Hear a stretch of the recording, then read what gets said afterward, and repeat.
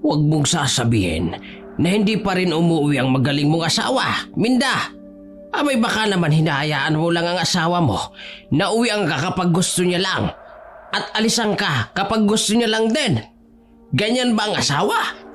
Nagkataon lang naman, Itay, na bumisita kayo rito na wala si Nonoy. Pero umuuwi naman yun eh. Naabutan niyo lang ho na wala siya ngayon. Tila nagpanting ang tenga ni RJ sa narinig niya sa kasagutan ng kanyang ina sa kanyang lolo Manoy. Dahil alam niya kung ano talaga ang totoo. Dahil doon, kaya kunot na kunot ang kanyang noo na lumabas siya ng kanyang silid kung saan ay kagigising niya lang. Nay, wag niyo na hong ipagtanggol si tatay kay lolo. Ano ba, RJ? Huwag kang sumabat sa usapan ng matatanda. At bakit naman hindi pwedeng sumabat ang apo ko, Aber? Habay matanda na din naman yan. Paiisip na din naman yan at alam niya na ang tama at mali. Bakit, RJ? Hindi ba talaga umuwi ang magaling mong ama? Magdadalawang linggo na hong hindi umuwi si tatay, lolo. Ano? Sinasabi ko na nga ba? Abala lang ho kasi sa trabaho si Nonoy, Itay. Kaya hindi ho siya nakakauwi. At paano mo naman nalaman na abala talaga siya sa trabaho, Aber? Nandoon ka ba at nakikita mo siya? Eh hindi ba at nandito ka at nakakulong sa bahay mo? Ang hirap sa'yo. Hinahayaan mo ang asawa mo na ganyanin ka. Baka nga pagkain nyo, hindi din iniintindi niyang si Nonoy. Nagpapadala naman ho si Nonoy, Itay. Anong pinapadala, Nay? Yung 500 na gusto niyang pagkasyahin natin sa loob ng 1 buwan? Ano? 500 piso? RJ, ano ba? Huwag ka sabing mangialam dito. Pumasok ka na lang ulit sa kwarto mo. At bakit naman ayaw mong makialam si RJ, Minda? Para pagtakpan mo lang yung maling gawain ng asawa mo. Maling-mali ang ginagawa ni Nonoy sa inyo. Makita ko lang talaga yung magaling mong asawa sa daan. Hahabulin ko talaga yan ang tabak. Tay, ano ba? Huwag na nga ho kayong mangialam sa problema naming mag-asawa. Matanda na ho kayo. Baka mamaya tumaas pa ang presyo ninyo. Hindi ako natutuwa diyan sa inaasal ng asawa mo, Minda. May pamilya siyang tao. Tapos pinapabayaan niya kayo. At ikaw naman, hinahayaan mo lang. Kayang-kaya mong ipagtanggol ang sarili mo. Tay, tama na ho itong pag-uusap nating ito tungkol dyan. Tumayo na ang ina ni RG at kinuha nito ang mga dalang-aning gulay ng kanyang lolo na nagtungo sa may kusina sa likod ng kanilang bahay. Naiwan tuloy silang dalawa ng lolo Manoy niya sa may sala. Narinig niya pa ang malakas na buntong hininga ng matandang lalaki at saka siya hinarap nito. Ewan ko ba dyan sa nanay mong yan? Kung ano ang nakita sa ama mo?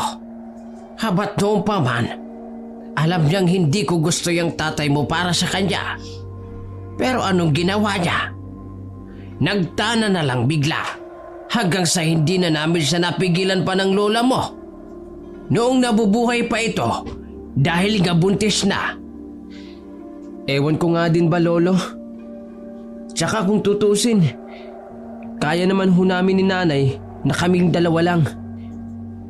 Akala siguro ng nanay mo, wala na siyang iba pang makikitang lalaki bukod dyan sa ama mo. Natakot siguro na wala nang iba pang magmamahal sa kanya. Kaya ngayon, tingnan mo, hinahayaan niya pa rin na ganunin siya ng asawa niya. Na kung tutusin, kaya namang ipagtanggol ang sarili niya. Sa tingin niyo ba, magagawang saktan ni nanay si tatay? Malabo naman ho yun, lolo. Kung alam niyo lang ho, kapag dumadating si tatay, galing sa 2 hanggang 3 linggo, napagkawala nito dahil sa trabaho raw. Grabing pagsilbihan ni nanay si tatay. Minsan nga ho, naiinis na din ako. Hindi naman siya alipin o alila ni tatay.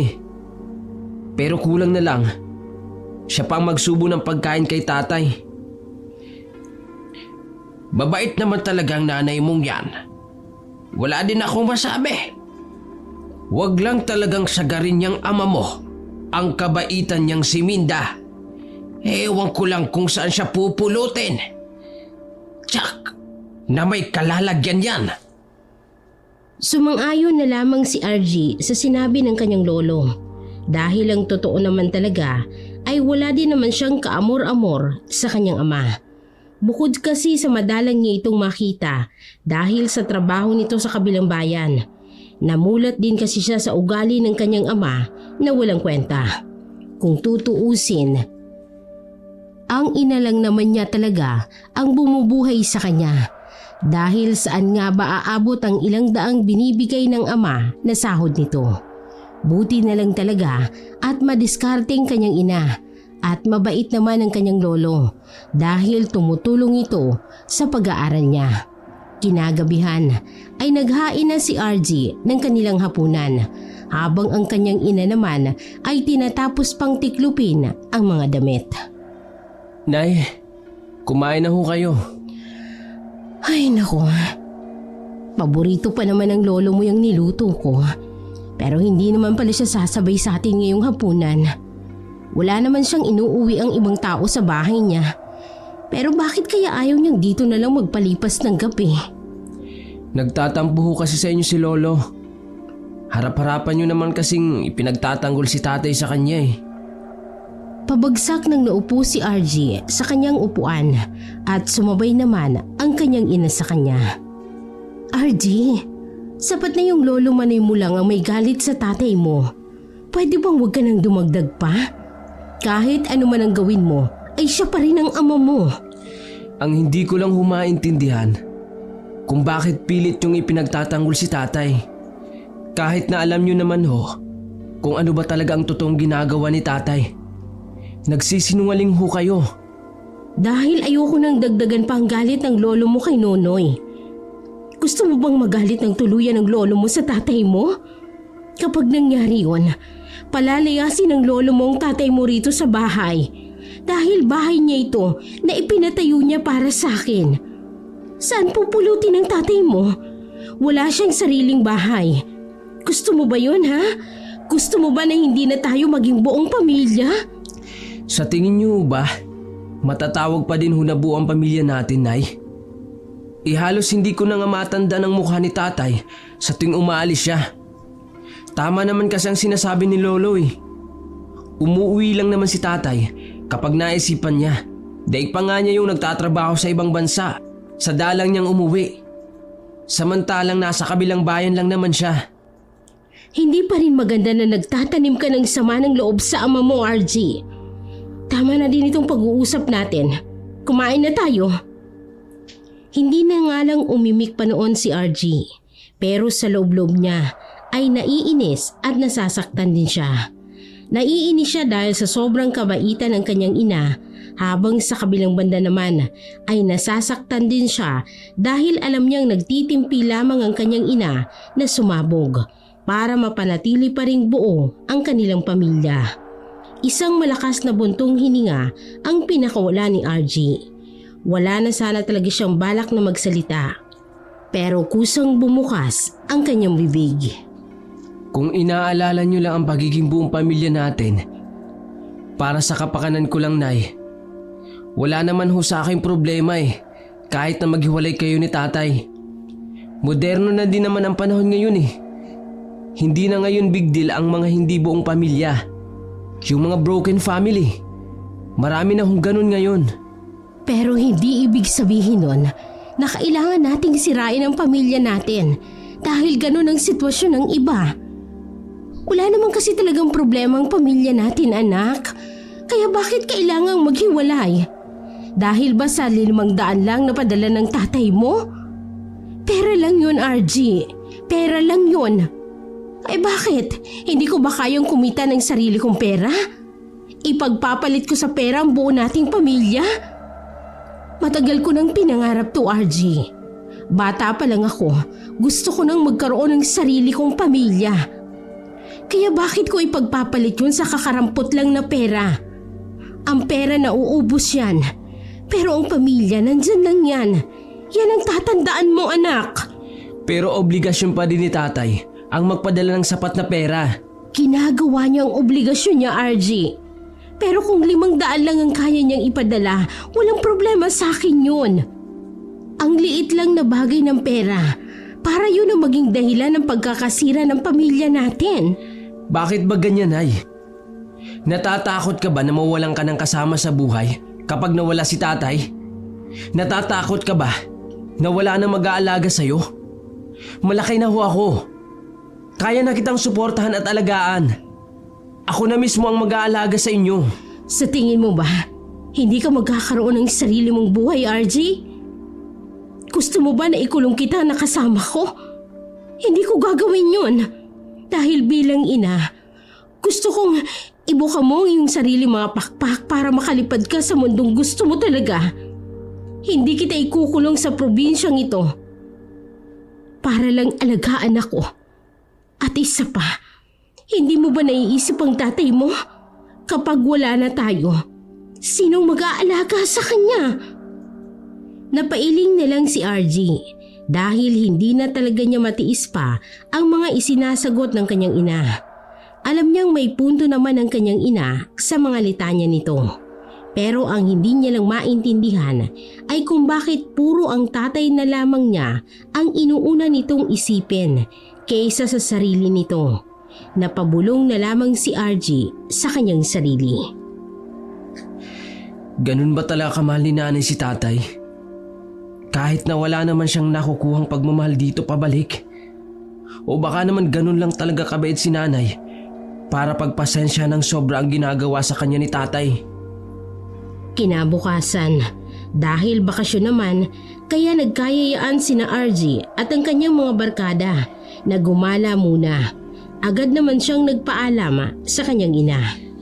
Nay, Oh, bakit?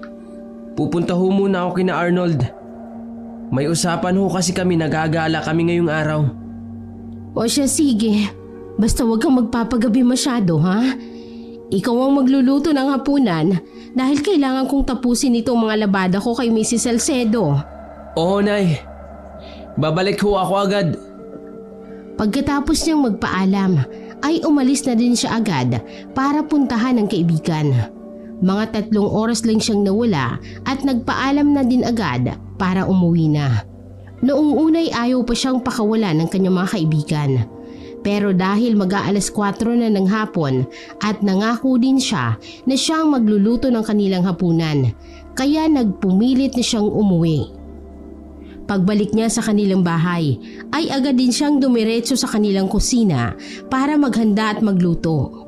Ilang minuto pa nga lang siyang nandun nang marinig niya ang boses ng kanyang ina mula sa labas. Nonoy? Ha? Tama ba yung narinig ko?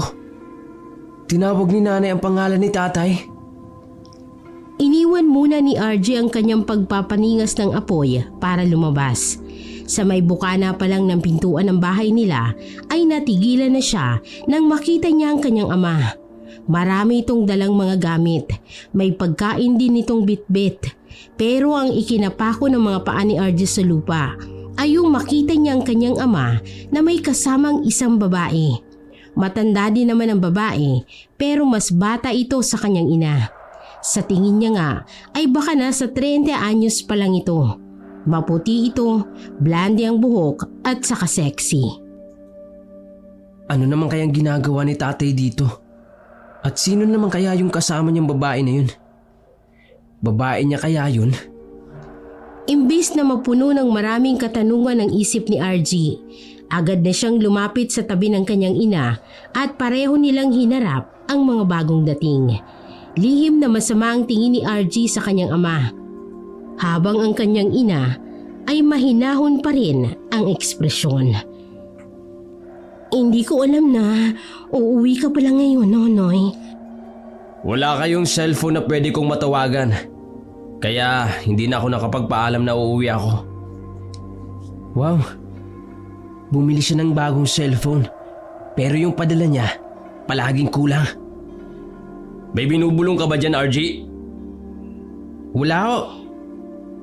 Sino ho ba yung kasama niyong babae, Tay? Si RJ na lamang ang nagtanong sa bagay na yon. Dahil kung hihintayin pa niya ang kanyang ina, ay siguradong hindi ito makakapagtanong ng harapan. Baka nga paabutin pa nito hanggang bukas para maitanong yon dahil wala itong lakas ng loob. Buti na lang talaga at magkaibang ugali niya sa kanyang ina. Buti na lang at masyadong malakas ang loob niya. Sa punto na yon, kaya niyang salungatin ang kanyang ama. Ito ba? Siya nga pala si Lucy. Nako, pamangkin ko to. Nakilala ko to sa kabilang bayan. Abay, kamag-anak ko pala to. Magandang hapon sa inyo. Lucy nga po pala, Maminda. Nako. Pamangkin ka pala ni Nonoy. Huwag mo na akong tawaging ma'am. Kahit siyang Minda na lang o Ate Minda, pwede na sa akin. Sige ho, Ate Minda na lang ho. Total mukha namang hindi ho nagkakalayo yung edad natin. Pamangkin? Samantala magdadalawampung taon na akong nabubuhay dito sa mundo. Pero ngayon ko lang nalaman na may pamangkin pala si tatay. RJ, tumadali ka na naman dyan. Bakit, Nay? Naniniwala ka ba talaga na pamangkin niya ni tatay? At anong sinasabi mo? Hindi? Kung hindi, ano ko siya? Bakit kaya hindi ka ang sumagot niyan, Tay? Ano mo nga bang babaeng yan? Abay, ang bastos pala nito, Minda. Ano bang klaseng pagpapalaki ang ginagawa mo dyan? At sumasagot na sa akin ng ganyan? Naramdaman na lamang ni RJ na hinigit ng kanyang ina ang kanyang damit para bigyan siya ng sinyales na tumahimik. Wala namang nagawa si RJ. Kung hindi, ang magpadala na lamang sa pagpipigil sa kanya ng kanyang ina. Dahil alam niyang dito isisisi ng kanyang ama ang inuugali niya. Dahil ang totoo ay wala naman talagang kinalaman ng nanay niya sa mga sinasabi niya. Ay, hindi naman ho ako babae ni Chong Nonoy. Pamangkin niya ho talaga ako. Nagkakilala ho kami sa may karinderiya noong kumakain ho siya. Doon po galing sa kanyang trabaho. Doon ho kasi ako nagtatrabaho bilang serbidora. Narinig niya ho yung pangalan ng tatay ko na binanggit nung pinagkakautangan ni Papa. Sa akin kasi pilit na isinisingil yung utang. Nakilala ho niya pala yung Papa ko. Pinsang buo daw niya ho. Kaya ho eto, nagkaalaman po na magkamag-anak po pala kami. Kung ganun, ano naman ang ginagawa mo dito sa pamamahay namin? Bakit kasama ka ni tatay na umuwi dito? Bakit din may dala kang sariling mga gamit? Oo nga naman, napalayas ka ba sa inyo, Iha? Dahil sa tanong ng ina ni RG ay nagsimulang maluha ang babae. Imbes na makaramdam ng awa si RG sa pag-iyak nito ay parang nakaramdam pa siya ng pagka-iritable. Pakiramdam niya kasi ay umaarte lang ito. Hala, bakit ka umiiyak, Iha? May mali ba akong naitanong? Delikado na ho kasi ang buhay ko sa kabilang bayan. Ano? Bakit naman? Napakalaki ng pagkakautang ng pinsan ko doon sa kilalang barumbado sa kanilang bayan. Nagtatago na yung tatay nito at sa kanya pilit na ipinasisingil yung pagkakautang ng ama. Mahirap din naman itong si Lucy kaya wala siyang maibayad. Ayun, pinagbanta ng buhay niya na papatayin kung walang maibabayad. Kaya ho kahit nakakahiya, nakiusap po ako kay Chong Nonoy na kung meron siyang alam na matutuluyan ko, yung malayo sana, yung hindi ako basta-basta makikita. Kaya heto po, dinala niya po ako rito. Ano ko, grabe naman pala ang pinagdadaanan mo. Teka, kung totoo ang lahat ng sinasabi mo, ibig sabihin, kapag nahanap ka nung humahanting sa'yo, may posibilidad na madamay kami. RG, ano ba? Tama na. Oy, ikaw nagiging ugali mo na yung sumasabat sa usapan ng mga matatanda. Matandaan na ho kasi ako talaga. Baka nakakalimutan nyo. Tama na. Tama na ang pagtatalo. Nakakahiya. Pumasok na tayo sa loob ng bahay at dumidilim na rito. Sa loob na lang natin ipagpatuloy ang pinag-uusapan natin. Halika na, pasok na! Napairap na lamang si RG sa kabaitang inasal na naman ng kanyang ina. Wala na din siyang nagawa pa dahil inutusan siya ng nanay na tulungan ng kanyang tatay sa mga bitbiti nito. Kaya kahit labag sa loob niya ay sumunod na lamang siya. Sabay-sabay na silang apat na pumasok sa loob ng bahay. Napakunot pa ang noo ni RG nang mapansin niyang magkatabi pa kung umupo ang tatay at si Lucy sa kanilang upuan. Samantalang meron pang isang bakanting mauupuan. Napabulong na naman tuloy siya sa kanyang sarili. Nagtabi pa talaga sila sa iisang upuan ha? Wow, daig pa nila ang bagong mag-asawa. Pamangkin nga kaya talaga ni tatay ang babaeng to? O baka tama talagang nararamdaman ko na babae niya to? Pinagsilbihan pa ng ina ni RG ng may inom ang dalawa. Saka ito umupo sa bakanting upuan. Ganun pa din ang ekspresyon ng mukha ng kanyang ina. Mahinahon at malumanay pa rin ito. Kung umalis ka na pala sa bayan ninyo dahil sa mga naghahanap sa ama mo, ano na ngayon ang plano mo, Lucy? Magbabaka sakali ho sana ako na baka pwedeng makitira ho muna sa inyo. Kahit isang buwan lang, habang naghahanap po ako ng trabaho dito. Mag-i-stay in po ako rito. Dito ka titira? RG, sumasabat ka na naman. Pwede ba? Pumunta ka na ron sa kusina. Ipagpatuloy mo na yung pagsasaing mo. Wala pa tayong sinaing. Huwag ka na magluto ng ulam, ha? May dala ng tatay mo. Pero nay, Lumakad ka na. Oo nga, magsayang ka na doon, nagugutom na ako. Isang masamang tingin na naman ang ibinato ni RG sa kanyang ama at sa babaeng katabi nito bago siya tumalikod at nagtungo sa kusina na nasa likod ng bahay nila. Pero kahit ganon, palihim pa din siyang nakikinig sa usapan ng tatlong matatanda sa may sala. Isang buwan ba'y kamo? Sana ho. Ang sabi ko naman, kahit gaano pa siya katagal tumira dito, okay lang. Alam ko naman na ayos lang din yun sa'yo, Minda, di ba? Ha?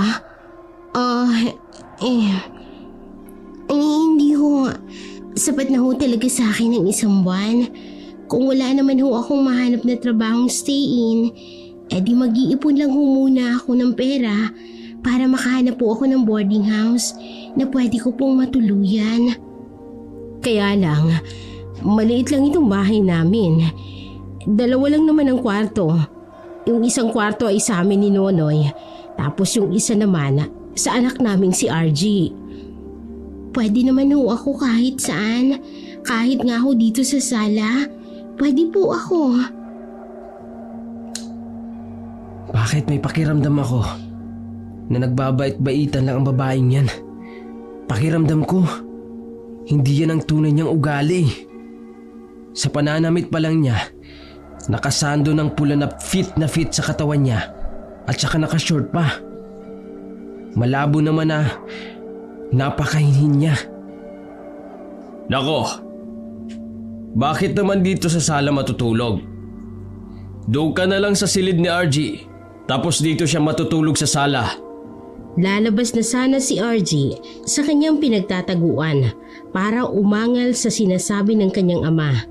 Mabilis namang nagsalita ang nanay niya. Teka lang ha, pupuntahan ko lang si RG para tanungin kung papayag siya.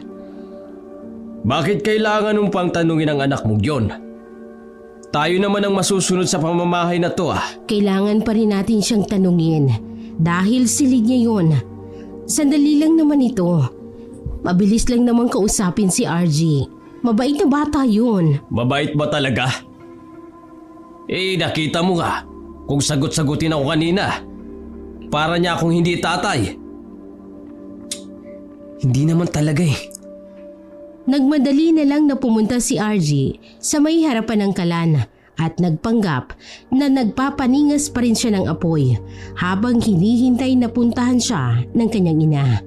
Maya-maya pa ay sumulpot na nga ang kanyang ina sa harapan niya. RG, pwede ba tayo mag-usap? Narinig ko na ho yung usapan ninyo kanina.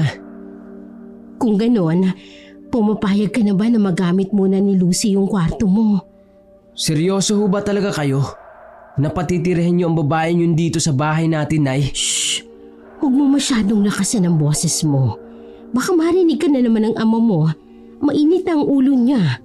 Nay, ako nang nagsasabi sa inyo. Hindi pa man kay ni tatay ang babaeng yun. Malakas ang kutob ko na baka kabit ni tatay yun. RG, walang basihan ng kutob at yung sinasabi mo. Hindi tayo pwedeng basta-basta nalang manghusga ng tao. Isa pa, taong humaharap sa atin si Lucy. Kaya dapat, tao din tayong humaharap sa kanya. Hays, sige na ho. Sige na. Kung siya ang gagamit ng kwarto ko, okay lang ho sa akin yun.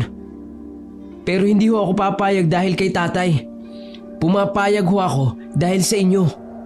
Baka kasi mamaya, sabihin na naman ni tatay na mali ang pagpapalaki niyo sa akin. Salamat naman kung gano'n, RG. O sige, babalik na ako sa loob para ipaalam sa kanila na pumayag ka na. Tanging pagtangon na lamang ang ginawa ni RG. Hindi na rin siya nakinig pa sa usapan ng tatlo at nag-focus na lamang siya sa kanyang pagsasaing. Kahit ang totoo ay masama pa rin talaga ang loob niya. Kinabukasan, nagising si RJ mula sa pagkakatulog niya sa upuan dahil doon nga siya nakatulog kinagabihan. Diretso na siya sa banyo para maghilamos. Pero otomatiko siyang natigilan nang mapansin niya na sabay na lumabas mula doon ang kanyang ama at si Lucy. Agad na sumama ang tingin niya. Napahinto din sa paglalakad ang dalawa nang mapansin siguro nagising na siya. Pasensya ka na at naistorbo pa kita sa pagbabanyo mo, Lucy. Akala ko kasi naiwan ko doon yung relo na suot ko. Kanina ko pa hinahanap sa mga gamit ko eh. Naku, okay lang po yun, Chong. Tapos na rin naman po ako magbanyo. Wow, pwede na kayong pumasok sa pelikula. Ang gagaling niyong umarte. Anong sinasabi mo? Wala ho. Naghahatid ng labada at kumukuha din ng bagong lalabhan. Kaya pala nakapuslit kayo. Ano na naman ba ang ibinubulong-bulong mo dyan? Wala ho. Ligpitin mo niyang pinaghigaan mo at magluto ka na ng pagkain. Napairap na lamang ang mata ni RJ ng lihim at saka dinaanan na lamang niya ang kanyang ama. Medyo nabunggo pa niya ang balikat ng babae pero hindi niya yun gaano pang pinansin at dumiretso na sa may banyo. Malakas niya pang isinarado ang pinto noon at napasandal siya sa likod ng pinto habang nakakuyom ang kanyang mga kamao. Nagsabay pa talaga sila sa banyo. Ginagawa ba nila akong bata na walang alam? Alam na alam ko na ang mga kalokohan nila. Kung nauuto ni tatay si nanay dahil masyadong mabait ito, pwes, ibahin niya ako. Hindi nila mabibilog ang ulo ko. Tanghaling tapat noon nang magsimulang maglabang nanay ni RJ na si Linda ng mga bagong labada na kinuha nito sa kanyang mga customer. Nagkusa naman si RJ na tulungan ng ina. Humahanap din kasi siya ng tiyempo para sabihin sa ina yung nakita niyang paglabas ng sabay sa banyo ang tatay niya at si Lucy noong umaga. Ako nang magbobomba ng poso, Nay. Para naman hindi ka na tumatayo-tayo pa. Sigurado ka ba, RJ? Wala ka bang lakad ngayong araw? Wala naman, no. Kaya tutulungan ko na lang ho kayo. Siya nga pala, Nay. Nasaan si tatay? Naku, pupunta daw sa mga kaibigan niya. Baka mga akit na mag-inom yon dahil bagong dating siya. Binigyan ka ba ni tatay ng pera noong bagong dating niya? 2 linggo siyang nawala. Dapat nagsumiti siya ng sahod sa inyo. Ay naku, RJ. Huwag mo na nga akong simulan dyan. Kung pag-uusapan na naman natin ang tungkol sa ibinibigay na pera ng ama mo, huwag mo nang simulan. Pero, Nay. Ate Minda, Hindi natuloy ni RJ ang balak niyang sabihin nang sabay silang mapatingin ng kanyang ina sa bagong sulpot na si Lucy. Biglang sumama na naman ang tingin ni RJ sa babae. "Oh, Lucy, bakit? Baka ho pwedeng makisabay nitong dalawang pares ng damit ko sa inyo. Baka ho pwedeng makilaban na din." Abat, "Oh, sige. Akin na. Kukonti lang naman yan." may ibabayad ka ba kay nanay dyan sa ipapalaba mo? RJ, Bakit, Nay? Hindi ba at naglalabada ka dahil may kasamang bayad at upa yan? Sinuswerte naman yata siya kung libre lang ang pagpapalaba na ginagawa niya sa'yo. may pupuntahan kasi ako ngayong araw, RJ. Maghahanap kasi ako ng trabaho. Hindi ko na maiintindi itong paglalaba. At saka, nakikisuyo lang naman ako. Kung hindi pwede kay Ate Minda, ayos lang din naman sa akin. Lalaban ko na lang ito pag uwi ko. Naku, wag na. Ako nang maglalaba. RJ, kukonti lang naman ito eh. Buti sana kung isang sako tong damit. Aapat lang naman na piraso. Tapos maliliit pa. Salamat ho, Ate Minda. Wala nang nagawa pa si RJ. Lalo na nang makita niyang kinuha na ng kanyang ina yung damit ni Lucy. Napuno na naman ng inis ang damdamin ni RJ. Ang bait niyo ho talaga, Ate Minda. Ay nako, hindi naman. Mabait talaga yan. Kaya kung ako sa inyo, huwag niyong sagarin. Nag-walk out na lang si RJ dahil tapos na din naman siya sa pagpupuno ng tubig sa may palanggana. Kaya naisipan niyang pumasok na lang muna sa kanilang bahay para uminom ng tubig at magpalipas ng kanyang sama ng loob. Kinagabihan, habang malalim na ang gabi, biglang naalimpungatan si RJ nang marinig niya parang may sumaradong pinto. Doon ay agad siyang napabangon sa kanyang hinihigaan. Lumingon-lingon siya sa paligid ng sala pero wala naman siyang nakita. Kaso nga lang, bago pa man siya muling mahiga at bumalik sa kanyang pagtulog, may narinig siyang mahinang tawanan sa may labas ng bahay nila. Dahil sa wali lang naman ang dingding ng kanilang bahay at may butas-butasyon dahil sa kalumaan, naisipan ni RJ na sumilip doon. Nanlaki ang mga mata ni RJ nang matanaw niya mula sa butas ang kanyang ama at si Lucy. Nakasandal ang babae sa may puno habang hinahalik-halikan ng kanyang ama. Huwag kang masyadong tumawa. Baka magising si Minda. Nakikiliti ako, Noy. At saka kahit pa yata sumigaw ako dito dahil sa sarap, malabong magising ang misis mo. Pagod na pagod yun dahil maghapon niyang paglalaba. Kung sa bagay, kahit naman makita tayo, magpapatay mali siya lang din yon. Ganun yung kaboba eh. Wala kasing pinag-aralan. At saka patay na patay sa akin yon. Kahit sino naman, mababaliw sa'yo. Ang galing-galing mo kasi magpaligaya sa kama. Tingnan mo ako, baliw na baliw sa'yo. Yan ang gustong-gusto ko sa'yo eh. Nakaramdam ng matinding galit si RJ, lalo nang makita niyang sinimulang halikan ng ama niya ang babae sa leeg nito. Naikuyom ni RJ ang kanyang kamao. Pasimple siyang tumayo sa kanyang hinihigaan at pinuntahan sa silid ang kanyang ina. Balak niyang isumbong ang nakita niya mismo na kalokohan ng kanyang tatay. Pero nang makita ni RJ na nakatalikod ang figura ng ina habang mahimbing itong natutulog, bigla siyang nakaramdam ng konsensya. Alam niyang masyadong pagod ang kanyang ina sa maghapon nitong trabaho. Ayaw niyang maabala ito sa pagpapahinga. Mas maganda siguro kung bukas ko na lang sasabihin kay nanay yung nalalaman ko.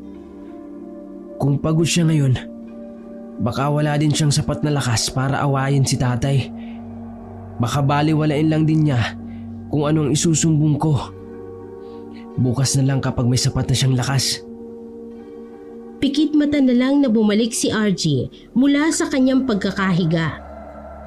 At kahit naririnig niya ang ginagawa ng kanyang ama sa labas, ay ikinuyom na lamang niya ang kanyang kamao at pilit na kinikimkim ang nararamdaman niyang galit.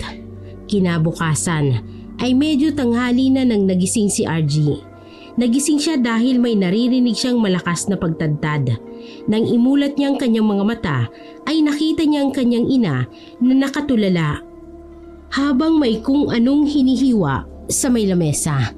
Biglang naalala ni RG ang nais niyang sabihin sa kanyang nanay Minda, kaya mabilis siyang tumayo.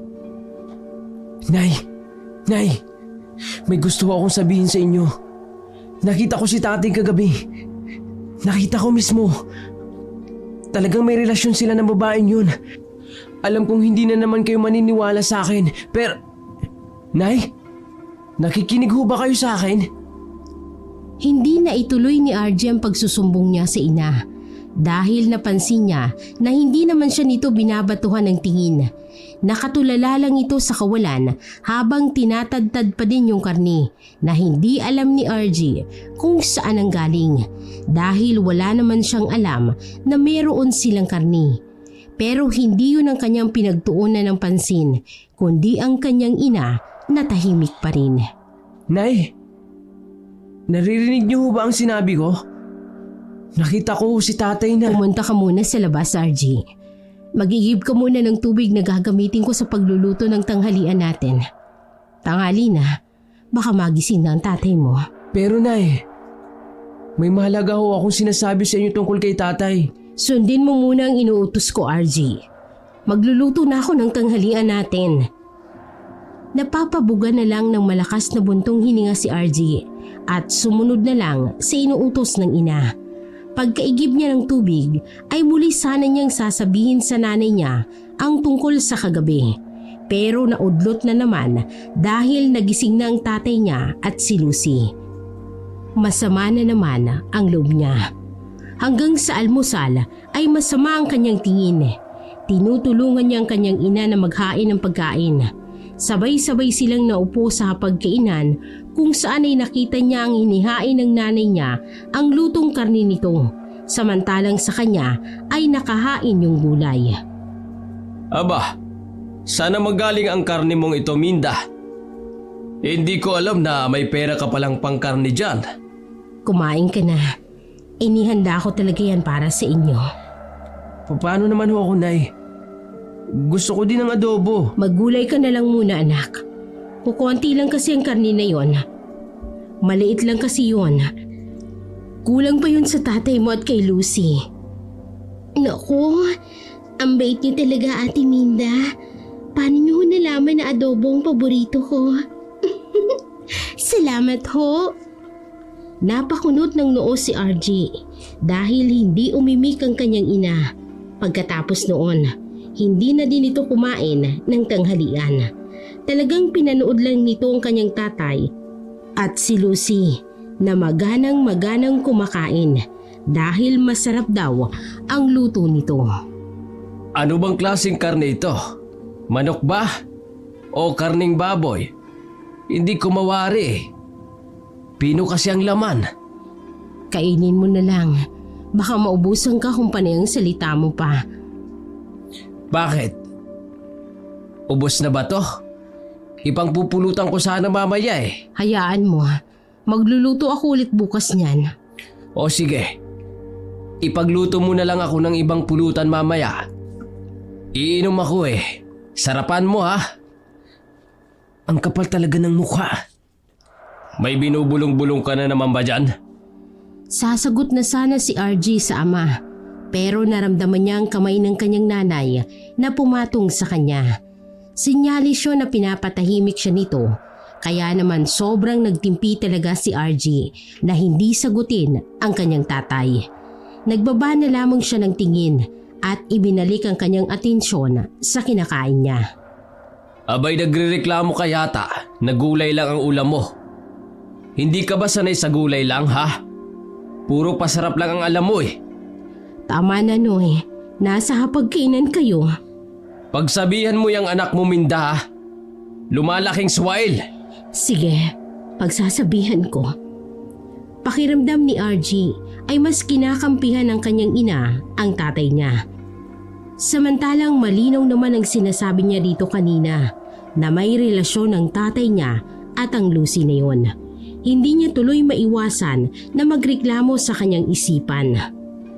Kahit nakatulala si nanay kanina, alam kong narinig niya ang sinabi ko. Pero bakit ganun? Bakit wala pa rin siyang ginagawang aksyon? Bakit tahimik pa din siya? At pinagsisilbihan niya pa din si tatay at ang Lucy na to. Wala ba talaga siyang pakialam? Pagsapit ng gabi ay maagang natulog ang lahat dahil nag-inom nga ang kanyang ama. Ngunit nang sumapit ang madaling araw, biglang naalimpungatan na naman si RG nang marinig niya na parang may nagtatadtad na naman. Nang silipin niya ang orasan sa may sala, doon niya nakita na pasado 4:00 na ng madaling araw. Kahit pupungay-pungay pa ang mata ni RG mula sa kanyang pagkakatulog, ay bumangon na muna siya para hanapin kung saan nagmumula yung naririnig niyang nagtatadtad. Dinala si RG ng kanyang mga paa sa labas ng kanilang bahay. Palakas ng palakas ang tunog na yun, patungo sa may poso, kaya doon siya dumiretso. Doon ay otomatikong nanlaki ang mga mata ni RG nang makita niya ang kanyang ina na nakaupo sa bangketo. Nagkalat sa lupa ang 3 pugot na ulo ng pusa at sa isang palanggana, puno ng dugo yun at ang mga kinatay na katawan ng pusa. Nakaramdam ng pagbaliktad ng sikmura si RG. Nasusuka siya sa kanyang nakita pero pinigilan niya lang. Nay, ano ho yan? Bakit ho kayo nagkakatay ng mga pusa? Nagustuhan to ng tatay mo at ni Lucy kanina, hindi ba? Kaya heto, ipagluluto ko sila ulit bukas. Ibig kong sabihin, karning pusa yung adobo kanina? Oo, may problema ba doon? Bakit ko naman sila pakakainin ng mahal na karne? Hindi yun nababagay sa kanilang dalawa. Alam niyo yung kalokohan ni tatay? Nagising din ako kagabi nang maramdaman kong umalis siya sa kama namin. Nakaramdam ng sobrang awa si RJ sa kanyang ina. Seryoso lang ang boses nito pero alam niyang sa loob-loob nito ay nasasaktan nito ng sobra. Palayasin na ho natin sila, Nay. Palayasin na ho natin si tatay at ang Lucy na yun. Hindi sapat ang pagpapalayas lang sa kanila. Ayoko magsama pa silang dalawa. Anong balak niyo? Paghiwalayin niyo sila? Pero tatanggapin mo pa din si tatay? Nay, wag na. Wag na please. Tayo na lang dalawa. Okay lang naman sa akin kahit wala na si tatay. Sobra na ho ang pang-aabuso niya sa inyo. Huwag ka na mangialam pa rito, RG. Pumasok ka na sa loob at matulog ulit. Hayaan mo na ako rito. Ako na ang bahala. Labas ka na rito sa problema ko. Kaya kong ipagtanggol ang sarili ko. Biglang naalala ni RJ ang sinabi ng kanyang lolo Manoy tungkol sa kaya nga ng kanyang ina na ipagtanggol ang kanyang sarili. Hindi niya alam kung papaano, pero kahit papaano ay nakampante naman siya doon. Pumasok na nga't uli siya sa bahay at nahiga sa upuan. Kahit anong gawin ni nanay, sa kanya ko papanig. Kinabukasan ng umaga, nabulabog ang buong kabahayan sa malakas na sigaw ni Lucy. Dahil doon, kaya mabilis ding napabangon si RG.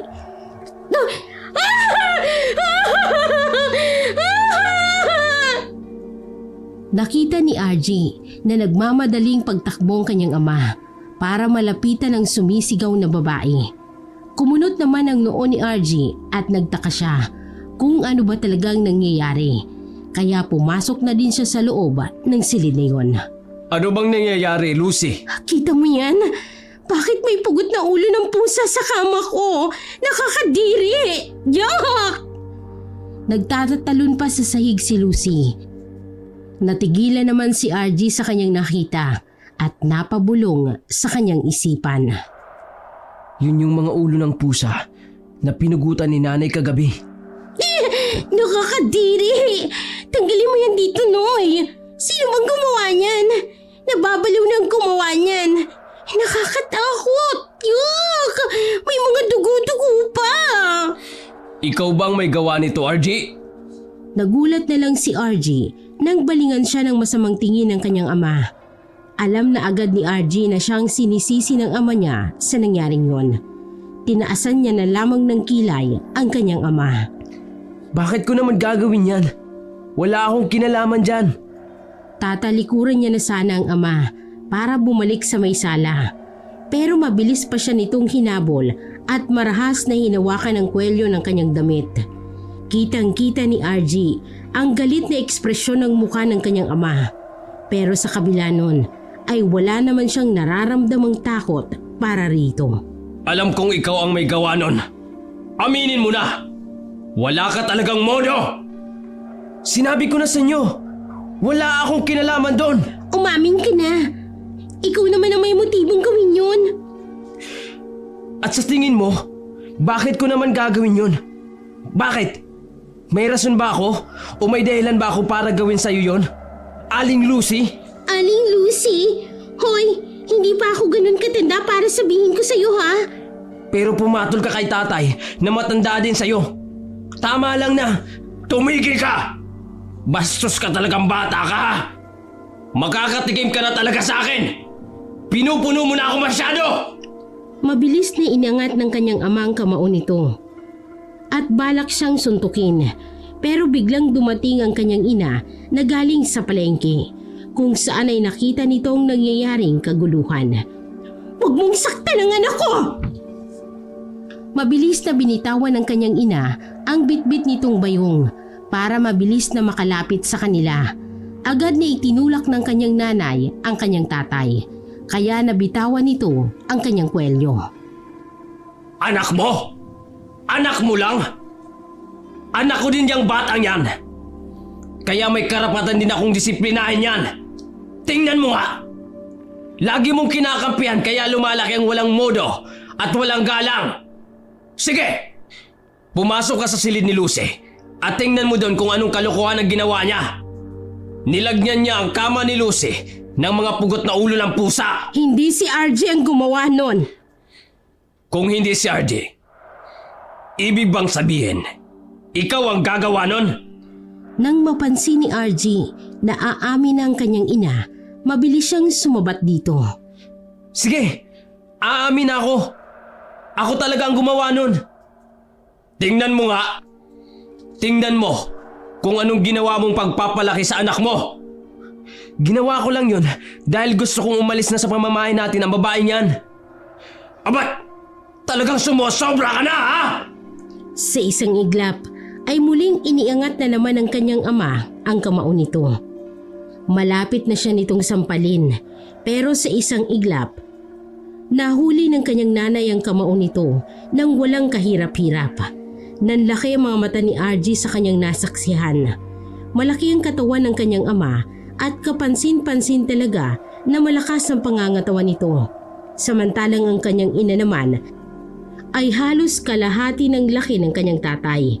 Kaya hindi niya maiwasan na mamangha kung paano nito nagawang pigilan ang kamao ng ama gamit ang isang kamay. Nang mga sandaling yon ay hindi lang si RJ ang nagulat, kundi pati na din si Nonoy. Pumayag ako na ako na lang ang saktan at abusuhin mo. Pero wag na wag mong idadamay ang anak natin, Nonoy. Wag na wag mo siyang pagbubuhatan ng kamay dahil ako ang makakalaban mo. Aray ko! Bitiwan mo ako!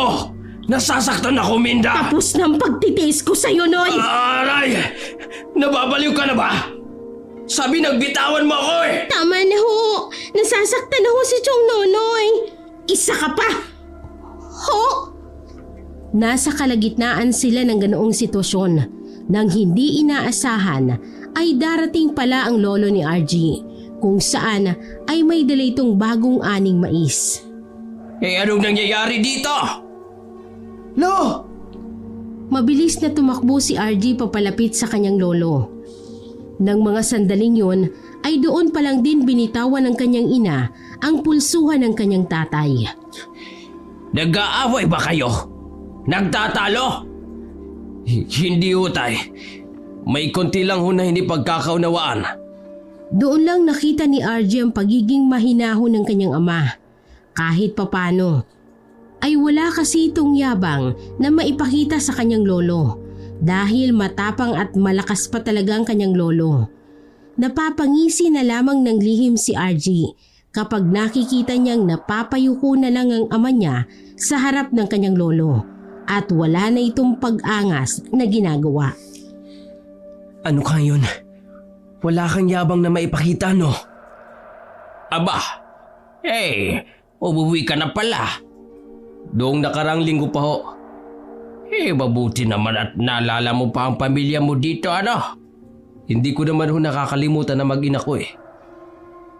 Abay, dapat lang. Naputol ang pag-uusap ng mga ito nang mapansin ni RJ na napagawi naman ang tingin ng kanyang lolo kay Lucy. At sinong babae naman ito? Huwag mong sabihin na nag-uwi ka ng kabit mo dito. Hindi ko ho siya kabitay. Pamangkin niya ho, itay. Pamangkin? Abay, sigurado ka ba dyan, Minda? Pamangkin po talaga ako ni Chong Nonoy. Ate Minda, aalis na ho muna ako kasi maghahanap po ako ng trabaho sa may bayan. Sige ho. Nagkaroon ng katahimikan ng lahat, lalo na nang umalis ang babae. Masama naman ang tingin ni RJ dito dahil alam niyang tumatakas lang ang babae sa takot na mahuli siya ng kanyang lolo na talagang kabit nga siya ng kanyang tatay. Dito na ho kayo kakain ng tanghalian, itay. Magluluto ho ako. Sumabay na ho kayo sa amin. RJ, pakiabot nga yung bayong. Dali mo rito sa may kusina. Mangangahoy lang ako sa labas, Binda. Napansin ko kasi na wala tayong paggatong eh. Hindi na lang umimik ang kanyang nanay at tumalikod na ito para tumungo sa kanilang kusina. Ang kanyang tatay naman ay nagmamadali ding lumabas ng kanilang bahay.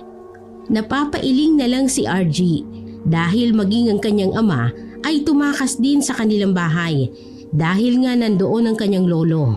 Hindi niya tuloy mapigilan ang mapabulong. Mga takot pala sila eh. Akin na yung bayong, RJ. Ako na ang magdadala niya sa nanay mo. Ha? Sige ho, Lo. Ito ho. Sige. Dumito ka muna at kakausapin ko lang ang nanay mo. Ganon ho ba? Sige ho. Tumalikod na noon ang kanyang lolo at agad na pinuntahan ng kanyang ina sa kusina. Napuno naman ng kuryosidad si RJ kung ano ba talaga ang pag-uusapan ng kanyang lolo at ng kanyang nanay. Kaya naman naisipan niyang magtago at makinig sa magiging usapan nito. Gusto niyang malaman kung ipapaalam ba ng kanyang nanay sa kanyang lolo ang nalalaman nito tungkol sa panloloko ng kanyang tatay. Kailangan kong malaman kung aamin ba si nanay kay lolo sa ginagawa ni tatay. Dahil kung hindi, ako mismo ang magsasabi kay lolo. Parang sa ganon, kung walang lakas ng loob si nanay na gawin yun, si lolo ang gagawa. Lumabas ng bahay si RJ. Dumiretso sa may malapit na poso. Doon kasi malapit ang kanilang kusina. Kaya doon niya naisipang makinig at sumilip sa magiging pag-uusap ng mag-ama. Hindi na talaga kita naiintindihan, Binda. Huwag mong sabihin na naniniwala ka sa asawa mo na pamangkin niya babae yon. Naniwala ho ako nung una. Walang mababakas na emosyon sa boses ng kanyang ina habang abala pa rin ito sa ginagawang paghihiwa ng mga gulay. Paano ba naman? Hindi ko lubos maisip na gagawin talaga sa akin yun ni Nonoy. Pinilit ko pa ang sarili ko na hindi niya magagawang magdala ng babae dito kahit kailan. Hindi ko siya pinakitaan ng kasamaan. Naging mabuti akong asawa sa kanya. Naging mabuting may bahay. Pinagsisilbihan ko siya. Kahit kailan, hindi ko siya binungangaan tungkol sa pera na madalas na pinag-aawayan ng mag-asawa. Lahat ng gusto niya hinayaan ko siya. Mula sa pag-iinom niya, sa pagbibisyo niya sa sugal. Akala ko sapat na ang lahat ng yun para hindi niya ako magawang lokohin. Pero nagkamali ako, Itay. Nagawa pa din niya. At ang mas malala pa doon, inuwi niyang babae niya rito. Binaboy niya ang pamamahay ko. Binaboy niya ang bahay ko. Ang kasal namin, pati ang isip ng anak namin, nalalason niya na. Nakikita ng kalokohan niya. Eh bakit hindi mo pa rin pinapalayas ang asawa mo sa pamamahay mo na to? Dahil hindi sapat ang pagpapalayas lang sa kanya. Eh ano pinaplano mo? Matagal kong tinanggihan ang pamana ni nanay. Dahil ayoko magbago ang lahat. Pero dahil sobra ng pang-aabuso sa akin ni Nonoy, hindi ko na nagawang tanggihan pa yon. Tinanggap mo na ang pamana? Oo, Itay. Patawarin mo sana ako. Hindi, Minda. Hindi ako galit. Sa katunayan, mas gusto kong tanggapin mo yon. Dahil alam ko, mabuti kang tao. At hindi mo yun basta gagamitin lang sa kasamaan. Pero kung gagamitin mo yun sa asawa at sa babae niya, hindi kita pipigilan. Napakunot ng noo si RG sa kanyang narinig at napabulong siya sa kanyang sarili. Pamana? Ano ko yung pamana na yun? Hindi ko alam na may pamana pala si Lola kay nanay bago ito namatay. Pera kaya yun? Muling ibinalik ni RG ang kanyang atensyon sa ina at sa lolo niya nang muli itong mag-usap. Matagal ko nang sinabi sa iyo na kayang-kaya mong ipagtanggol ang sarili mo. Buong akala ko nga, hindi mo na gagamitin ang pamanang yon ng nanay mo. Masaya ako na natauhan ka na. Makikiusap lang din ho sana ako sa inyo, Itay. Ano yon? Isama niyo ho sana si RG sa inyo pag uwi niyo mamaya. Ayokong makita o malaman niya ang gagawin ko. O sige, walang problema yon. Pagkakain ng pananghalian ay nagpahinga pa ang lolo ni RG sa kanilang bahay. Hindi ipinahalata ni RG na may narinig siya sa usapan ng mga ito kanina. At sa tingin ni RG, kung bakit hindi pa naghahanda ang kanyang lolo na umuwi, ay baka dahil hinihintay pa ng lolo niya na bumalik ang kanyang ama. Siguro ay para kausapin ito, kaya naman nilapitan niya ang kanyang lolo. Lo, hinihintay mo po ba si tatay na umuwi? Baka mamayang gabi na yun umuwi, lalo na at alam niyang nandito ka pa. Takot yun sa'yo eh. Alam niya kasi na marami kang sasabihin sa kanya. Mukhang gano'n na nga. Akala mo lang talaga, yung tatay mo matapang ano? Umaatras naman ang buntod kapag ako nagkaharap. O siya, maghanda ka na ng damit mo. Ho?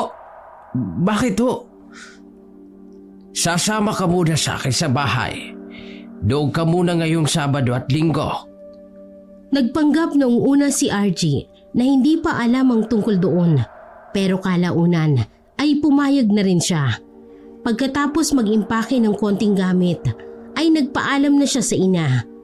Hindi niya alam kung anong balak ng nanay niya, bakit kailangan pa siyang paalisin. Pero isa na lang ang nasa isip niya ng mga sandaling yun. Yun ay para sa kapakanan din niya ang nais ng ina. Habang nagpapaalam siya, medyo nagulat siya nang yakapin siya nito ng mahigpit. Patawarin mo ko, anak, kung hindi na mabubuo pa ang pamilya natin. Matagal ko na hong sinabi sa inyo, Nay. Okay lang ho sa akin yun. Mas okay nga ho eh, kung tayo na lang dalawa. Basta patawarin mo pa rin ako. O siya, tama na yan. Tara na, RG. Gagabi na tayo sa daan. Pagkatapos ng huling paalam ni RG sa kanyang ina, ay nagsimula na silang maglakad ng lolo niya. Lalakarin lang nila pauwi ang bahay ng kanyang lolo. Aabutin siguro ng mahigit kalahating oras habang naglalakad sa madilim na daan dahil tuluyan na ding lumubog ang araw ay hindi maiwasan ni RG na magtanong sa kanyang lolo. Lolo, Bakit apo? natatandaan niyo ho ba yung sinasabi niyo sa akin noon? Yung kaya ni nanay na ipagtanggol ang sarili niya? Oo, natatandaan ko. Ano ho ba ang ibig niyo sabihin doon, Lo? Kasi ang pagkakakilala ko kay nanay, talagang mahina siya at hindi malakas ang loob niya. Hanggat kaya niyang tumahimik, ay tatahimik siya. Sige, sasabihin ko na to sa iyo ha. Dahil alam kong may karapatan ka ding malaman ang tungkol dito.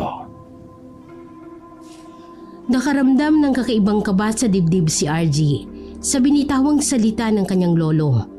Pakiramdam niya ay masyadong seryosong sasabihin ito. Maya-maya pa, isang malakas na buntong hininga ang pinakawala ng kanyang lolo bago ito nagsalita. May iniwang pamana ang lola mo dati sa nanay mo bago ito namatay. Alam kasi naming pareho ng lola mo na likas talaga ang pagiging mabait ng nanay Minda mo. Lumaking walang kaibigan ng nanay mo at madalas pa siyang nabubuli. Pero hinahayaan niya lang yon. Nabubuli ho si nanay dati? Oo, Bakit ho? Dahil ba sa sobrang kabaitan niya? hindi. Nabubuli siya dahil usap-usapan sa buong lugar na aswang ang lola mo. Aswang ho? Totoo ba yung sinasabi mo, Lolo? Oo, at kinukumpirma ko sa'yo na tunay ngang aswang ang lola mo noong nabubuhay pa siya. Pero ito ang tatandaan mo, RJ. Hindi masama ang lola mo. Pinilit niyang maging isang tunay na tao para sa akin. At hindi din naman ng nanay Minda mo ang pagiging aswang ng lola mo. Kasi sa akin siya nagmana ng isang pagiging tunay na tao. Ngayon ko lang ho nalaman ang lahat ng ito. Dahil wala namang kaming rason para ipaalam pa sa'yo. Dahil noong namatay ang lola mo, kasabay din na namatay ang usap-usapan na may lahing aswang ang nanay mo.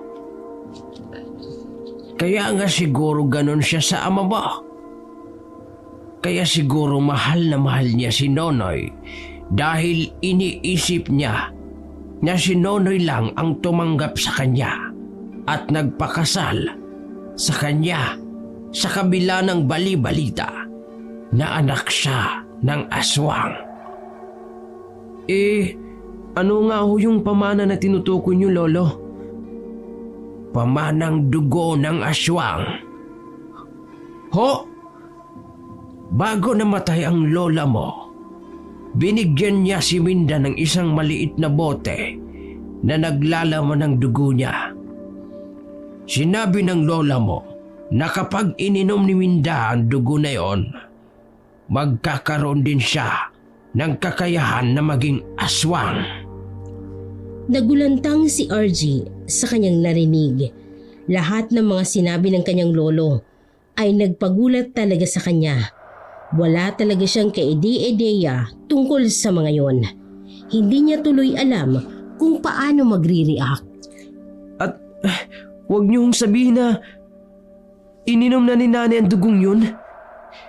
Hindi ko ituturing na masamang balita ito, RJ. Pero oo, ininom na ng nanay mo ang pamanang dugo na yon na kung ako ang tatanungin, matagal niya na sanang ginawa. Ibig kong sabihin, aswang si nanay? Huwag kang mag-alala. Sigurado akong gagamitin lang ng nanay mo ang kakayahan niyang maging aswang upang maipaghiganti niya ang pang-aabuso sa kanya ng iyong ama. Walang pag-aatubili at walang pagdadalawang isip na mabilis na tumakbo si RG pabalik sa kanilang bahay. Narinig niya pa ang pagtawag ng kanyang lolo sa kanya, pero hindi niya na ito nilingon pa. Kahit madilim ang buong kalsada ay hindi niya yun ininda. Basta tuloy-tuloy lang siya sa kanyang pagtakbo. Pagkarating niya sa kanilang bahay, nakita ni RG na nakapatay sindi ang kanilang ilaw habang may mahihina din siyang iyak na naririnig. Agad na lumapit si RG sa may bintana at sumilip doon. Agad na nanlaki ang kanyang mga mata nang makita niya ang figura ng kanyang ina na nakatayo. Ibang-iba na ang itsura nito. Kulot na kulot ang buhok at hindi pa nakikita ni RG ang mismong itsura ng ina dahil nakatalikod dito sa may gawin ng bintana kung saan siya nakasilip. Wag mo akong patayin. Parang awa mo na. Awa? Naawa ba kayo sa akin noong harap-harapan niyo akong niloloko ni Nonoy? Ah! Si nanay ba talaga yun? Bakit ang boses niya ay nag-iba? Para na siyang isang mabangis na hayop. Si Nonoy lang naman ang gustong iuwi ako dito. Paniwala ka. Tumanggi ako nung una. Pero sinabi niya na hindi mo naman daw malalaman at mahahalata kasi tanga ko. Ganon ba? Huwag mo akong papatayin. Pakiusap. Nakita ni RJ na gumagapang papalayo si Lucy sa kanyang ina. Gumagapang ito sa sahig. Naging malinaw sa paningin ni RJ na tila pilay ang paa ng babae. Gumagapang yon patungo sa may pinto ng kanilang bahay hanggang sa doon na humarap ang kanyang ina. Agad na nanglaki ang mga mata ni RJ nang makita niyang nakakatakot na itsura ng nanay niya. Naglabasan ang mga matatalas nitong pangil at mahahaba din ang mga kuko nito. Naitaki pa ni RJ ang kamay niya sa kanyang bibig. Nonoy! Tulungan mo ako! Tulong! Wala dito ang asawa ko para tulungan ka. Malas mo lang dahil ikaw ang unang umuwi. Kaya ikaw ang una kong papatayin. Kitang-kita ni RG na lumuhod ang kanyang ina sa harap ni Lucy at mabilis nitong sinabunutan ang ulo ng babae. At sa isang iglap, sinaksak ng kanyang ina si Lucy sa tiyan gamit ang matatalim nitong kuko. Hindi pa doon natapos ang lahat dahil mas ibinaon pa ng nanay niyang kamao nito sa kaloob-looban ng tiyana ng babae.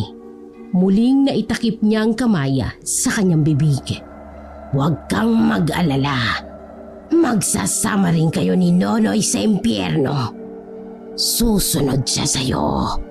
Hintayin mo lang. Sumuka ng dugo si Lucy bago tinanggal ng nanay niyang nakabaon nitong kamao at kusa itong bumagsak sa lupa. Mabilis na napatago si RG mula sa kanyang pagkakasilip nang tumayo ang kanyang ina mula sa pagkakaluhod. Nang marinig niya ang mga hakbang mula sa loob ng bahay, ay doon na siya muling sumilip. Kita niya na hila-hila na ngayon ng nanay niya ang paa ng walang buhay na si Lucy at ipinasok yon sa loob ng silid nito. Maya-maya pa, nang marinig ni RG na may mga yabag na paparating, agad siyang tumakbo sa madilim na bahagi ng poso upang makapagtago. Akala ni RG ay ang lolo niya. Pero ang ama niya yon at halatang nakainom. Nandito na si tatay. Walang balak si RJ na pigilan ng ama na pumasok sa loob ng bahay. Kaya hinayaan niya na lang ito. Nakatingin lang siya ng diretso dito habang bumubulong sa kanyang sarili. Ito na ang katapusan ng pagiging masama mong asawa kay nanay. Tay, ito na ang katapusan ng pang-aabuso mo. Nang makapasok na ang ama sa loob ng bahay, ay doon tuluyang namatay ang ilaw. Ano ba naman to? Bakit namatay ang ilaw? Oy, Minda! Minda! Nasaan ka? Ilabas mo nga yung bunsol dyan. Magsindi ka ng ilaw! Ang dilim! Muling sumilip si RJ sa loob ng kanilang bahay. Sapat na ang liwanag mula sa labas na nagbibigay din ng konting liwanag sa loob ng bahay dahil nakabukas pa ang mga bintana. Pero may ilang parte ng bahay na hindi na nahahagip ng liwanag kaya hindi tuloy makita ni RJ kung nasaan ang kanyang ina. Minda! Ano ba? Nasaan ka ba? Bakit ba walang tao dito sa bahay? RJ! Lucy! Wala dito ang babae mo, Nonoy. Mabilis na nilingon ni RJ ang paningin sa paligid. Hinahanap niya ang kanyang ina pero hindi niya makita kung nasaan ito. Nasaan ka ba? Ha? Bakit hindi kita makita? At ano bang sinasabi mo? Hindi ko nga siya babae. Alam ko na ang panlulokong ginagawa mo sa akin, Nonoy. Alam ko na ang lahat. Sayang lang. Kung sabay sana kayong umuwi ni Lucy, sabay na sana kayong pumunta sa impyerno. Ano bang sinasabi mo? Nababaliw ka na ba? Nasaan ba si Lucy? Nasa impyerno na. At ikaw ang isusunod ko! Sa isang iglap ay biglang lumitaw sa paningin ni RJ ang kanyang ina. Nasa harapan niya na ito. Nasa harapan din ng kanyang ama na ngayon ay sakal-sakal ang leeg nito. Kahit kukonti lang ang liwanag sa loob ng bahay, kitang-kita ni RJ ang takot sa mga mata ng ama habang tila nahihirapan na itong huminga. Totoo pala ang usap-usapan doon na isa kang aswang. Hindi. Pero pinili kong maging ganito para lang magantihan ka. Pinili kong matagal ko nang iniiwasan dahil sa'yo, Nonoy. Naging mabuti akong asawa sa'yo. Lahat ginawa ko. Pero nagdala ka pa talaga ng babae rito. Akala mo, masyado akong walang alam para mapansin. Nakita ni RJ na lalong naligas ang katawan ng kanyang ama dahil tila lalong hinigpitan ng nanay niya ang pagkakasakala sa leeg nito. Huwag mo akong papatayin, Minda! Huli na. Matagal na kitang ipinaglamay. Handa na akong mawala ka sa buhay ko. Magsama kayo ng babae mo sa impyerno! At dinig na dinig ni RJ na tila nabali ang liig ng kanyang ama sa kamay ng kanyang nanay. Saglit lang at tuluyan na ding bumagsak sa sahig ang katawan ng kanyang ama. Hindi pa nga tapos doon sapagkat nakita pa ni RJ ang pagsaksak ng nanay niya sa tiyan ng asawa ng paulit-ulit habang umiiyak. Hindi na malaya ni RJ na napaluhan na din siya. Nang mga sandaling yun, nagpasya na siyang umalis at naglakad patungo sa bahay ng kanyang lolo. Kung saan alam ng kanyang nanay na naroroon talaga siya. Kalilimutan niya ang lahat ng nakita niya para sa ikapapanatag ng kanyang ina. Nagtatanong ang kanyang lolo pagka-uwi niya sa bahay nito. May nakita ka ba? Anong nakita mo? Sabihin mo sa akin. Wala ho, Lo. Wala ho akong nakita. Pagka-uwi niya sa bahay ng ina kinabukasan, isang malungkot na ngiti ng ina ang sumalubong sa kanya. Nagpaalam ng tatay mo sa akin, anak. Tuluyan na siyang sumama sa babae niya. Tayong dalawa na lang talaga ngayon. Ayos lang ho yun, Nay. Simula ngayon, aalagaan ko na din po kayo. Matagal na po tayong sanay na tayong dalawa lang. Walang magbabago. Niyakap ni RJ ang kanyang ina kung saan habang yakap-yakap niya ito ay natanaw niya sa labas ng bintana ang tila bagong hukay na lupa. Alam niya, doon nakalibing ang katawan ng kanyang tatay at ng babae nito.